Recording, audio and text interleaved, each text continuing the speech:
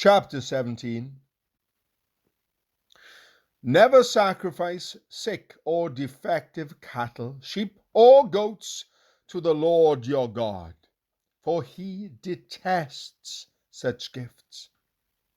When you begin living in the towns the Lord your God is giving you, a man or woman among you might do evil in the sight of the Lord your God and violate the covenant. For instance, they might serve other gods or worship the sun, the moon, or any of the stars, the forces of heaven, which I have strictly forbidden.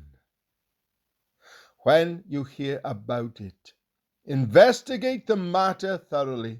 If it is true that this detestable thing has been done in Israel, then the man or woman who has committed such an evil act must be taken to the gates of the town and stoned to death.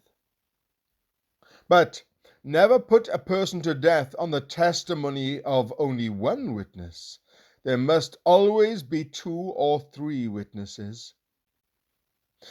The witnesses must throw the first stones, and then all the people may join in. In this way you will purge the evil from among you. Suppose a case arises in a local court that is too hard for you to decide. For instance, whether someone is guilty of murder or only of manslaughter, or a difficult lawsuit, or a case involving different kinds of assault. Take such legal cases to the place the Lord your God will choose, and present them to the Levitical priests or the judge on duty at that time. They would hear the case and declare the verdict. You must carry out the verdict they announce and the sentence they prescribe at the place the Lord chooses. You must do exactly what they say. After they have interpreted the law and declared their verdict, the sentence they impose must be fully executed. Do not modify it in any way. Anyone arrogant enough to reject the verdict of the judge or of the priest who represents the Lord your God must die.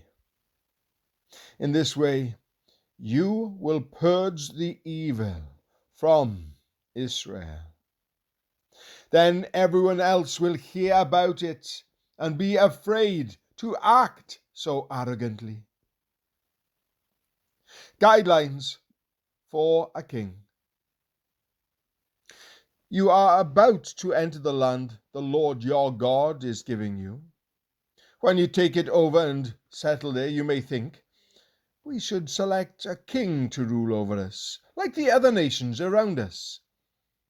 If this happens, be sure to select as king the man the Lord your God chooses. You must appoint a fellow Israelite. He may not be a foreigner. The king must not build up a large stable of horses for himself, or send his people to Egypt to buy horses. For the Lord has told you, you must never return to Egypt. The king must not take many wives for himself, because they will turn his heart away from the Lord. And he must not accumulate large amounts of wealth in silver and gold for himself.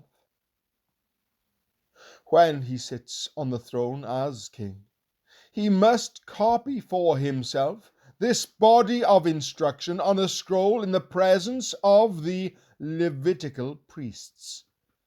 He must always keep that copy with him and read it daily, as long as he lives.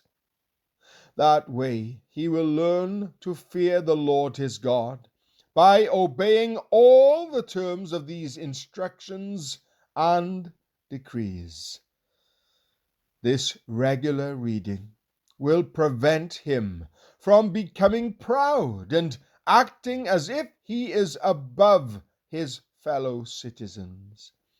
It will also prevent him from turning away from these commands in the smallest way, and it will ensure that he and his descendants will reign for many generations in Israel.